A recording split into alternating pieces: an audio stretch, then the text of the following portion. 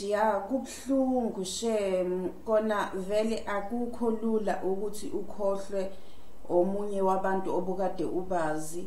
Nathi impela kade besingabajwayele kodwa njengama celebrity ethu akukho lula ukuthi sibakhohlwe.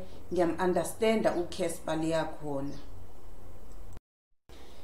Ngiyanibingelela ke webahlali esho ke ezikhalela shem uRicky lana ukuthi hayi ingqondo yakhe nomphefumulo wakhe ayithola ukuphumula ngokudlula kukaRicky ngoba shem wenza igalelo elikhulu ngoba lama festive akhona awekhothini nemusic nani kwakuyena vele umuntu owaqoka loyo nto and usamkhumbula ngalawo magalelo wakhe nanokuthi iyouth ubeyiphakamisa kanjani nokuthi ubethanda vele ukuthi ayibone iyouth iphumelela vele nanokuthi kuze kube khona yonke lama festive akhona awekhothini nemusic kwakunguyena uRicky. So igalelo lakhe uyalibona uthi uke wabasendaweni lapho ezwa wabe ngathi ugqoke ispirit sakhe wabe ngazi ukuthi uyeza ngathi kunento emthintayo